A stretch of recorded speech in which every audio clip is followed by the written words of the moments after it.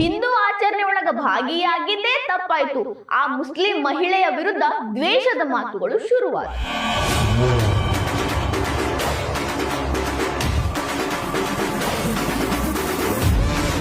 Muslim ಮೌಲಾನಗಳಿಗೆ ತನ್ನದೇ ಭಾಷೆ ಒಳಗ ಉತ್ತರ ಕೊಟ್ರು ಆ ನಟಿ. Okay, मैं गलत जा रही हूँ, काफिर हूँ, whatever you want to say. I wish well for you, bro. I wish well for you. ಫೆರಿಯಾ ಅಬ್ದುಲ್ಲಾರನ್ನ ಕಾಫಿರರು ಅಂತ ಕರೀಲಾಕತ್ತಿರೋದು ಯಾಕ? ನನ್ನದು ಕೂಡ ಸನಾತನ ಧರ್ಮದ ಬೇರೆ ಅಂತಾರ ಈ ಟಾಲಿವುಡ್ ನ ನಟಿ. ಹೈದರಾಬಾದ್ ಒಳಗ ಬೋನಲು ಹಬ್ಬ ಅಂತ ಒಂದು ದೊಡ್ಡ ಹಬ್ಬ ಆಗ್ತೈತಿ. ಬಹಳಷ್ಟು ಮಂದಿ ಸೇರ್ತಾರ. ಪ್ರತಿಯೊಬ್ಬ ಹಿಂದೂ ಭಕ್ತರು ಕೂಡ ಇಲ್ಲಿ ಬಂದು ಬಹಳಷ್ಟು ಭಕ್ತಿ ಶ್ರದ್ಧೆಯಿಂದ ಈ ಹಬ್ಬದಾಗ ಭಾಗಿಯಾಗ್ತಾರ.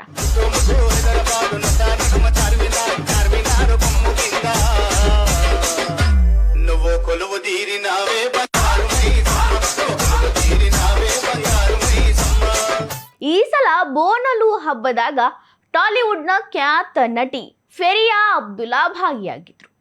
ಹಬ್ಬದಾಗ ಭಾಗಿಯಾಗಿದ್ದೇ ತಪ್ಪಾಯ್ತೋ ಏನೋ, ಆಕೆಗೆ ಸಾಕಷ್ಟು ಜನ ಟ್ರೋಲ್ ಮಾಡಕ್ ಶುರು ಮಾಡ್ಯಾರ. ಅದಷ್ಟೇ ಅಲ್ಲ, ಇಸ್ಲಾಂ ಧರ್ಮದವಳಾಗಿರುವ ನೀನು ಹೇಗೆ ಹಿಂದೂ ಹಬ್ಬದಾಗ ಭಾಗಿಯಾದೆ? ಸನಾತನ ಧರ್ಮದ ಹಬ್ಬಕ್ಕೆ ನೀ ಹೆಂಗ ಹೋದಿ? ಈ ರೀತಿಯ ಪ್ರಶ್ನೆಗಳನ್ನ ಮಾಡಿ ಆಕೆಯನ್ನ ಅಕ್ಷರಶಃ ಕಾಫಿರ ಅಂತ ಕರೀಲಿಕ್ಕತ್ತಾರ. ಮುಸ್ಲಿಂ ಏದರನ್ನ ಸಾಮಾನ್ಯವಾಗಿ ಅವರು ಕಾಫಿರರು ಅಂತಾರ.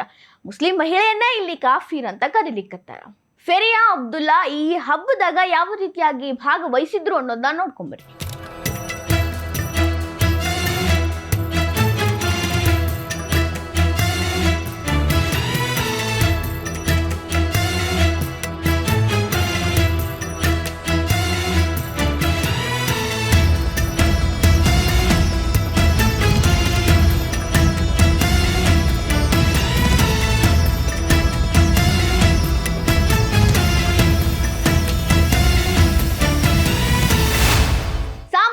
ಉಡುಗೆನ ತೊಟ್ಟಿದ್ರು, ಡ್ಯಾನ್ಸ್ ಮಾಡಿದ್ರು, ಡೋಲ್ ಹೊಡೆದ್ರು, ಈ ರೀತಿಯ ಆಚರಣೆಯನ್ನ ಅಲ್ಲಿ ಮಾಡಿದ್ರು. ಇದು ಸಾಕಷ್ಟು ಮಂದಿ ಮೂಲಭೂತವಾದಿಗಳಿಗೆ, ಮುಸ್ಲಿಂ ಮೌಲಾನಗಳ ಕಣ್ಣಿಗೆ ಗುರಿಯಾಗಿತ್ತು. ಸಾಕಷ್ಟು ಮಂದಿ ಕೆಂಗನ್ನು ಬಿಟ್ಕೊಂಡು ಇವರಿಗೆ ಯಾಕೆ ಈ ರೀತಿ ಮಾಡಿದ್ರು, ಮಾಡಬಾರ್ದಾಗಿತ್ತು, ಮುಸ್ಲಿಂ ಧರ್ಮದ ಮಹಿಳೆಯಾಗಿ ಇದೆಲ್ಲ ಮಾಡೋದನ್ನ ಯಾರು ಹೇಳಿಕೊಟ್ರು, ಇದೇನಾ ಸಂಸ್ಕೃತಿ, ಇದೇನಾ ಸಂಸ್ಕಾರ, ಅಯ್ಯಯ್ಯೋ ಏನು ಮಾತುಗಳು, ಎಂಥ ಪದಗಳು, ಕೆಟ್ಟ ಭಾಷೆ ಪ್ರಯೋಗವನ್ನು ಕೂಡ ಈಕೆ ಮೇಲೆ ಮಾಡಿದ್ರು.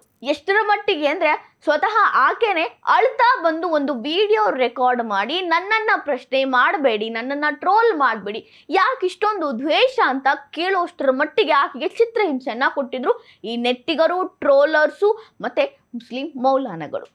ಆಕೆ ಏನು ಹೇಳಿದ್ರು ಕೇಳಿ. Dad is a converted Muslim, bro. Do you understand what that means? He got converted to Islam because he liked the religion. What kind of an upbringing would I have had if someone is bringing me up with showing me all the good things about a religion because they loved it so much that they wanted to accept it? I've always seen the good about Islam. I really wish good things for you, bro, actually. जो भी है, whoever's hating on me, whoever thinks कि मैं गलत जा रही हूँ, काफिर हूँ, whatever you want to say, I wish well for you, bro. I wish well for you. I see life in trees. I see life in rocks. I see life in butterflies, insects, everything. And if that doesn't amaze you, if that doesn't make you believe more in God instead of take you away from it, I'm sorry, my friend. You're missing out. That's about it. If you don't choose to see magic or God in everything or every person you meet, you're missing out. I pray for love. I pray for unity. I pray for peace. And I will do that. Because that's my rebellion. That's my revolution, bro. I want to be aggressive about my love. And I will be. And I will send love to all of you who are hating on me right now. Because I know that my heart is true, bitch. I know. I've experienced the love. I've experienced the blessings. I've experienced what gratitude can do for you. When I was a kid, I asked my mom, what is this word Allah? What does it mean? And she said, it means light. It means everything, everywhere, all at once. How can you exclude something from everything, everywhere, all at once? ಒಂದು ಭಾವನಾತ್ಮಕ ವಿಡಿಯೋನ ಹಂಚಿಕೊಂಡ್ರು. ಮೂಲತಃ ನಾನು ಕೂಡ ಹಿಂದೂ ಧರ್ಮದವಳೇ, ನನ್ನ ತಂದೆ ಸಂಜಯ್ ಅಬ್ದುಲ್ಲಾ ಹಿಂದೂ ಧರ್ಮದಲ್ಲೇ ಹುಟ್ಟಿದವರು. ಬೆಳೀತಾ ಬೆಳೀತಾ ಮುಂದೆ ಅವ್ರಿಗೆ ಇಸ್ಲಾಂ ಧರ್ಮದ ಕಲ್ಚರಲ್ಲಿ ಇಂಟ್ರೆಸ್ಟ್ ಬಂದು ಅವರು ಕನ್ವರ್ಟ್ ಆದರು. ಅದಾದ ಮೇಲೆ ನನ್ನ ಜನನ ನಾನು ಇಸ್ಲಾಂ ಧರ್ಮದಲ್ಲೇ ಹುಟ್ಟಿದ್ರಿಂದ ನಾನು ಅದನ್ನೇ ಫಾಲೋ ಮಾಡಿದ್ದೀನಿ. ನನ್ನ ತಂದೆ ತಾಯಿ ಕೂಡ ಯಾವುದೇ ಧರ್ಮವನ್ನು ದ್ವೇಷ ಮಾಡುವಂತ ಹೇಳಿಕೊಟ್ಟಿಲ್ಲ. ಹೀಗಾಗಿ ನಾನು ಹಿಂದೂಗಳ ಹಬ್ಬದಲ್ಲಿ ಭಾಗಿಯಾದರೆ ಅದು ಯಾಕೆ ನಿಮ್ಗಷ್ಟೊಂದು ಕಷ್ಟ ಕೊಡ್ತಿದೆ? ಯಾರೇ ನನ್ನ ಟ್ರೋಲ್ ಮಾಡ್ರಿ, ಯಾವ ಮೂಲನ ಕೂಡ ನನಗೆ ಏನೇ ಹೇಳಿ, ನಾನು ಯಾರ ಮೇಲೂ ದ್ವೇಷ ಇಟ್ಕೊಳ್ಳೋದಿಲ್ಲ. ನಾನು ಯಾರಿಗೂ ಕೂಡ ನನಗೆ ಯಾಕೆ ಹಿಂಗಂದ್ರಿ ಅಂತ ಕೇಳೋದಿಲ್ಲ. ಆದರೆ ಇಷ್ಟೊಂದು ಹೇಟ್ ರೇಟ್ ಕಾಫಿರಾ ಅಂತ ಕರೆಯೋದು ಎಷ್ಟು ಸರಿ ಅಂತ ಆಕೆ ಅತ್ರು. ಒಂದಾಗಿ ಬಾಳ್ಬೇಕು, ಯುನಿಟಿಯಿಂದ ಇರಬೇಕು ಅಂತ ಹೇಳ್ತೀರಾ. ಈ ರೀತಿ ಎಲ್ಲ ಹೇಟ್ ರೇಟನ್ನು ಹಂಚಿದ್ರೆ ಸೋಷಿಯಲ್ ಮೀಡಿಯಾದಾಗ, ಸಮಾಜದಾಗ ಹೆಂಗೆ ಎಲ್ಲರೂ ಒಂದಾಗಿರೋಕೆ ಸಾಧ್ಯ? ಎಲ್ಲರೂ ಒಂದು ಅಂತ ಬಾಳ್ಬೇಕಂದ್ರೆ ಪ್ರತಿಯೊಬ್ಬರು ಹಬ್ಬದಾಗೂ ಪ್ರತಿಯೊಬ್ಬರು ಭಾಗಿಯಾಗಬೇಕು. ಅದನ್ನೇ ನಾನು ಮಾಡಿದ್ದೀನಿ, ನನಗೆ ಇದರಿಂದ ಯಾವುದೇ ರಿಗ್ರೆಟ್ ಇಲ್ಲ. ಬಟ್ ನಿಮ್ಮ ಮನಸ್ಸನ್ನ, ನಿಮ್ಮ ಆಲೋಚನೆಗಳನ್ನ ಬದಲಾಯಿಸ್ಕೊಡ್ರಿ ಅಂತ ಖಡಕ್ ಆಗಿ ಎಲ್ರಿಗೂ ಹೇಳಿದ್ರು. ಮುಖ್ಯವಾಗಿ ಮುಸ್ಲಿಂ ಮೌಲಾನಗಳು ಇವರ ಮೇಲೆ ಏನು ಕಿಡಿಕಾರ್ಲಿಕ್ಕತ್ತಾರಲ್ಲ, ಅವರಿಗೆ ಸಂದೇಶವನ್ನ ಕಳಿಸಿಬಿಟ್ರು ಡೈರೆಕ್ಟ್ ಆಗಿ. ಇದಿಷ್ಟೇ ಅಲ್ಲ, ಫೆರಿಯಾ ಅಬ್ದುಲ್ಲಾ ಅವ್ರ ಮೇಲೆ ಇಷ್ಟೊಂದು ಹಲ್ಲು ಕಡಿಯೋದು ಯಾಕೆ ಈ ಮೂಲಭೂತವಾದಿಗಳು, ಕೆಲವೊಂದಿಷ್ಟು ಲೆಫ್ಟ್ ಲಿಬರಲ್ಗಳು? ಯಾಕಂದ್ರ ಇರೋದನ್ನ ಇರೋ ಹಂಗೆ ಈಕೆ ಮಾತಾಡ್ತಾರ. ಎಲ್ಲರನ್ನೂ ಮೆಚ್ಚಿಸ್ಬೇಕು ಅನ್ನೋದು ಈಕೆ ಮನಸ್ಸೊಳಗಿಲ್ಲ ಅನ್ನಿಸ್ತೈತಿ. ಈ ವಿಷಯ ಯಾವಾಗ ಬಹಿರಂಗ ಆಗತ್ತೆ ಅಂದ್ರೆ ದ ಕೇರಳ ಸ್ಟೋರಿ ವಿಷಯವನ್ನ ಮಾತಾಡುವಾಗ ಸಾಕಷ್ಟು ಮಂದಿ ಲಿಬರಲ್ಗಳು ಈ ಮೂವಿ ಒಂದು ಪ್ರಾಪಗೊಂಡ ಸಮಾಜದಾಗ ಎಲ್ಲವನ್ನ ಹಾಳು ಮಾಡುತ್ತಾ, ಕೋಮು ಗಲಭೆಗೆ ಕಾರಣ ಆಗತ್ತಾ, ಸೌಹಾರ್ದಯುತ ಬಾಳ್ವೆಗೆ ಧಕ್ಕೆ ತರುತ್ತಂತೆ ಎಲ್ಲ ಮಾತಾಡಿದ್ರು. ಆದ್ರ ಫೆರಿಯಾ ಅಬ್ದುಲ್ಲಾ ಮಾತ್ರ ನಿಜವಾದ ಕಥೆಯನ್ನ ನಿಜವಾಗಿಯೇ ತೋರಿಸಿದ್ದಾರೆ. ಬಟ್ ನಾನು ಅದನ್ನ ನೋಡಿಲ್ಲ. ನನಗೆ ಅದನ್ನ ನೋಡಿದ ತಕ್ಷಣ ನೋವಾಗುತ್ತೆ. ಮೊದಲಿಗೆ ನಮ್ಮ ಧರ್ಮದ ಬಗ್ಗೆ ಕೆಟ್ಟ ಕೆಟ್ಟ ಮಾತುಗಳಿದ್ದಾವ, ಅದನ್ನ ನೋಡಿದ್ರೆ ಇನ್ನೂ ಕೆಟ್ಟದಾಗಿ ಅನ್ಸುತ್ತೆ ನನಗೆ. ಅದು ಹಿಂಗಾಗಿ ನಾನು ನೋಡಿಲ್ಲ. ಬಟ್ ಒಳ್ಳೆ ಕತೆ, ಇರೋದನ್ನ ಇರೋ ಹಂಗೆ ತೋರ್ಸ್ಯಾರ ಅಂತ ಹೇಳಿ ಇರೋ ಹಂಗೆ ಹೇಳಿದ್ರು.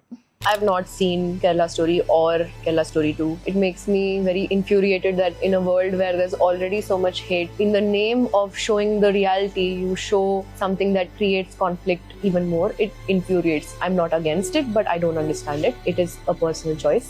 ಆಕೆ ಮುಸ್ಲಿಂ ಕುಟುಂಬದಲ್ಲಿ ಜನಿಸಿರುವ ಮಹಿಳೆಯಾಗಿ ಇಸ್ಲಾಂ ಧರ್ಮದ ಆರಾಧಕಳಾಗಿ ಮಾತಾಡಿದ್ರ ಆ ಮೂವಿಯನ್ನ ಪ್ರೋಪಗೊಂಡ ಅಂತ ಕರಿತಾ ಇದ್ಲು.